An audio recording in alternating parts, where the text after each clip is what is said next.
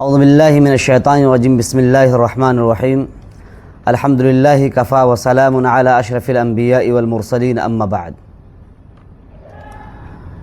یہ ہمارے لیے خوشی اور مسرت کا مقام ہے کہ آج ہمارے مابین دو علمی، دینی، فکری اور دعوتی ہستیاں بیٹھی ہوئی ہیں۔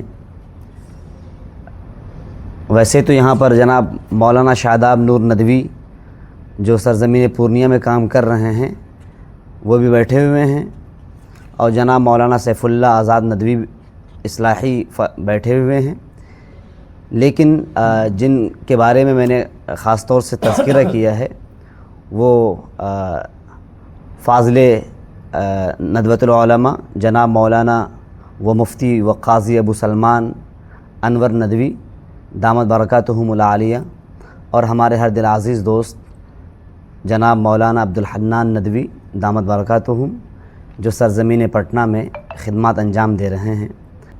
یہ دور ہے تسہیل کا، اور آج کے وقت میں زبان کو آسان انداز میں پیش کرنے کی کوشش کی جا رہی ہے۔ ہر علم کو بہت ہی آسان اسلوب میں اس لیے پیش کی جانے کی کوشش کی جا رہی ہے تاکہ مخاطب کو اور متعلمین کو، مستفیدین کو بآسانی باتیں سمجھ میں آ سکیں۔ اسی بنیاد پر دوران درس ہمارے اساتذہ مثالیں بھی پیش کرتے ہیں تاکہ ہر بحث کو بآسانی سمجھا جا سکے۔ آج ہمارے درمیان جناب مفتی و قاضی ابو سلمان انور ندوی، انہوں نے اپنی پوری زندگی سرزمین لکھنؤ میں واقع مختلف مدارس، خاص طور سے دارالعلوم ندوۃ العلماء میں گزاری، اور فراغت کے بعد ان کو موقع ملا قضاء کا کورس کیا، اور سرزمین لکھنؤ ہی میں رہ کر دارالقضاء میں خدمات انجام دے رہے ہیں۔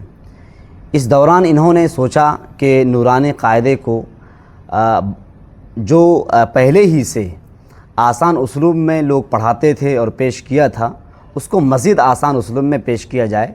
بہت ساری وہ چیزیں جو اس کتاب میں موجود نہیں تھیں، ان تمام چیزوں کو اس کتاب میں جگہ دی ہیں۔ ہم خود ابھی قاضی صاحب سے درخواست کریں گے کہ وہ اس کتاب کی خصوصیات، آخر وہ کون سی چیزیں تھیں جن کی بنیاد پر، جیسے کہ کتاب المصابیح ایک کتاب پہلے سے موجود تھی، مشکات لانے کی آخر کیا وجہ بنی، تو اس کی وجوہات اور اس کے اسباب وہاں پر موجود ہیں کہ مشکات آخر لکھنے کی کیوں ضرورت پیش آئی۔ اسی طرح سے یہ نورانی قاعدہ پہلے سے جب موجود تھی تو دوبارہ نورانی قاعدہ لکھنے کی کیوں نوبت آئی ہے، ابھی ہم بات کریں گے۔ لیکن اس سے پہلے ہم اپنے دوست اور اپنے بھائی جناب مولانا عبدالحنان ندوی دامت برکاتہم سے درخواست کرتے ہیں کہ نورانی قاعدہ کی کیا حیثیت ہے۔ عام طور سے آج کے وقت میں لوگ دیگر کتابوں پر فوکس مرکوز کرتے ہیں، اپنی توجہات مرکوز کرتے ہیں، اور یہ سوچتے ہیں کہ ہم دیگر کتابوں کو پڑھا کر اپنی قامت کو اور اپنی قیمت کو بڑھا کر سکتے ہیں، نورانی قاعدے کی وہ حیثیت نہیں دیتے ہیں، اور نورانی قاعدے پڑھانے والوں کا وہ مقام نہیں ہوتا ہے ہماری سوسائٹی میں اور سماج میں۔ ہم جناب مولانا عبدالحنان ندوی سے درخواست کرتے ہیں کہ آپ بتائیں کہ نورانی قاعدے کی کیا حیثیت ہے، اور نورانی قاعدہ اپنے تمام علوم میں کیا اپنی حیثیت رکھتی ہے۔ جناب مولانا عبدالحنان ندوی دامت برکاتہ۔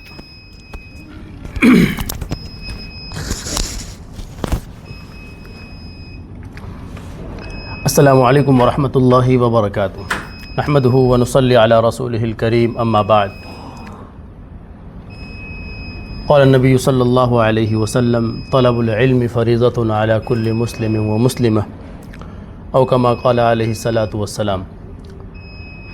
رسول اللہ صلی اللہ علیہ وسلم کا پاک ارشاد ہے کہ علم حاصل کرنا ہر مسلمان مرد و عورت پر فرض ہے۔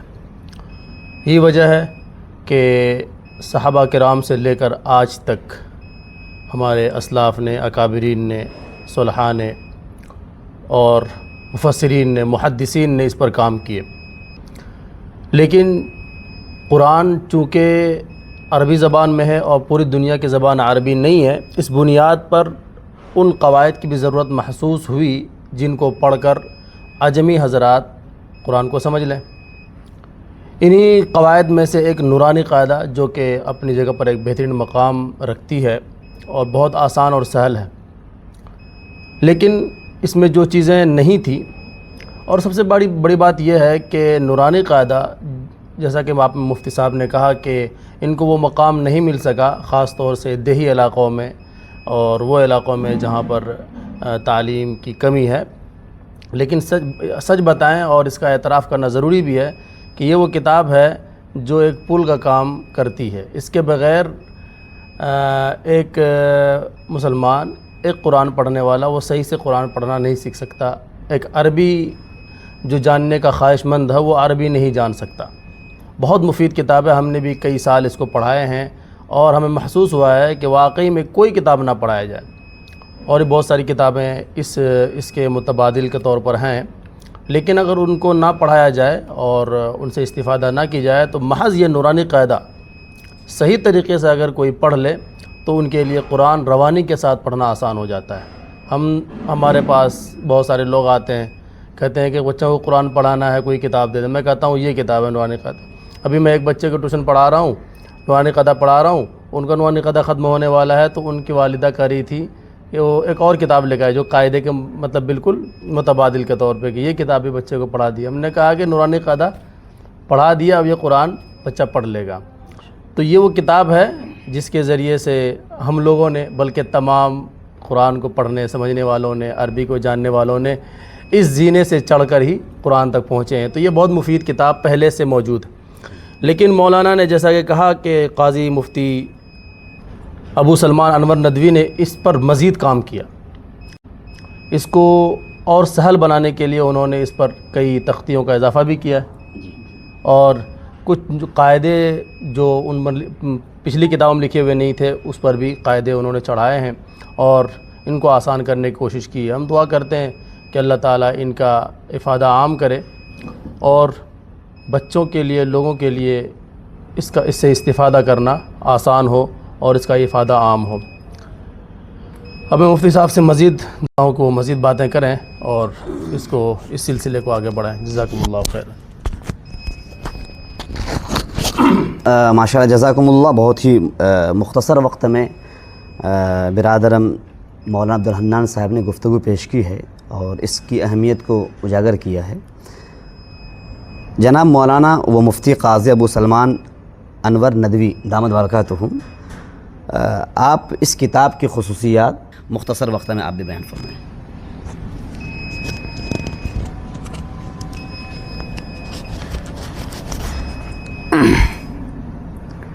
بسم اللہ الرحمن الرحیم۔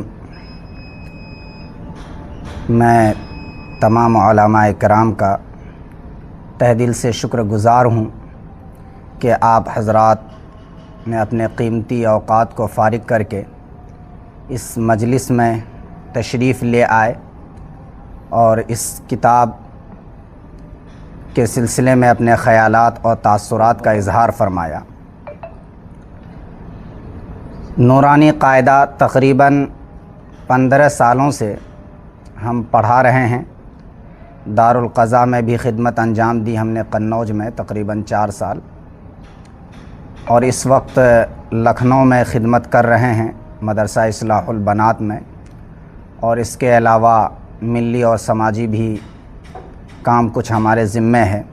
تقریباً 5 سال قبل اپنے اساتذہ کرام اور سرپرستان کے مشورے سے جدید نورانی قاعدہ ہم نے مرتب کرنا شروع کیا، کیونکہ جو قدیم قاعدہ ہے وہ قدیم طرز تعلیم کے لحاظ سے بہت مفید ہے۔ کروڑوں لوگوں نے اسی قاعدے کے ذریعے سے قرآن مجید پڑھنا سیکھا ہے، لیکن دور حاضر کے ماہرین نفسیات نئی نسل کی ذہنی ساخت کے پیش نظر اس کتاب میں کچھ تسہیلی پہلو کے خواستگار تھے۔ بہت سارے احباب نے اس جانب توجہ بھی کی، میں نے ان قاعدوں کو دیکھا، لیکن محسوس ہوا کہ ابھی بھی یہ موضوع تشنا ہے۔ تو پھر میں نے اس پر باضابطہ کام کرنا شروع کیا اور تقریباً 5 سال کا عرصہ ہمیں لگا اس کتاب میں، اور اب یہ ایک کتاب کی شکل میں آپ کے سامنے موجود ہے۔ اس کتاب میں جو تسہیلی پہلو خاص طور پر پیش نظر رہی ہے وہ یہ کہ جو قدیم زبان تھی اس زبان کو ہم نے جدید زبان میں تبدیل کر دیا، اور تمام تختیوں میں قواعد پہلے نہیں بیان کیے گئے تھے، ہم نے تمام تختیوں میں قواعد کا خوب اہتمام کیا۔ اسی کے ساتھ ہر سبق میں، ہر تختی میں ہجے اور اجرا کا اہتمام کیا ہے۔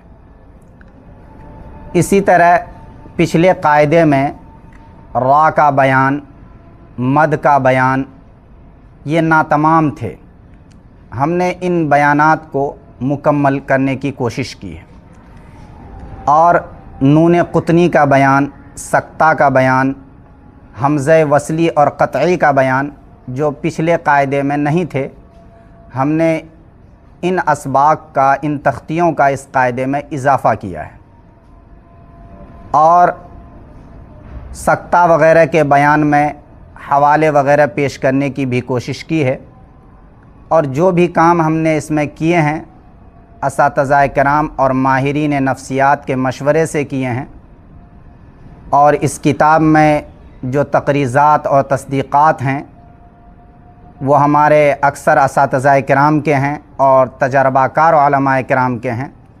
اللہ تعالیٰ تمام لوگوں کو جزائے خیر عطا فرمائے، اور آپ حضرات اساتذہ کرام کو، قارئین کو، اگر اس کتاب میں کسی طرح کی کوئی کمی کہیں پر دکھے یا کوئی مفید مشورہ ہو تو کتاب میں میرا نمبر ہے، اس پر آپ ہمیں واٹس ایپ کے ذریعے، کال کے ذریعے مطلع فرمائیں، میں آپ کا ممنون اور مشکور ہوں گا۔ اللہ تعالیٰ آپ حضرات کو جزائے خیر عطا فرمائے گا۔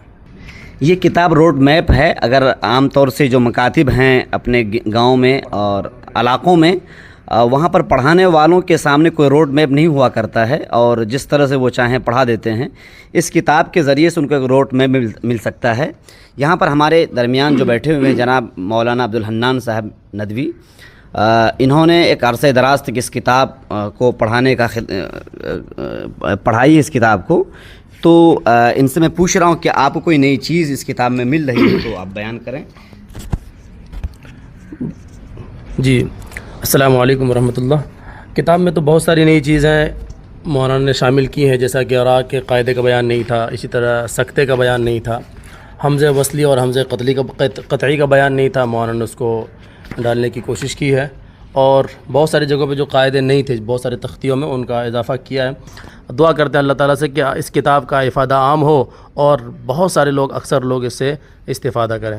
جزاکم اللہ۔ ہم پورنیہ میں تمام ان مدارس اور مکاتب کے ذمہ داران سے درخواست کر رہے ہیں، خاص طور سے جو بوجھ گاؤں مدرسہ ہے، دارالعلوم ضیاء الاسلام بوجھ گاؤں اور جامعہ خلفاء راشدین، ان حضرات سے ہم درخواست کر رہے ہیں کہ آپ کی نگرانی میں جتنے بھی مکاتب ہیں، ان مکاتب میں پڑھا رہے اساتذہ کے لیے ان کتابوں کو لاگو کریں تو بہت ہی مناسب رہے گا، اور حضرت قاضی ابو سلمان انور ندوی دامت برکاتہم کی ہمت افزائی بھی ہوگی۔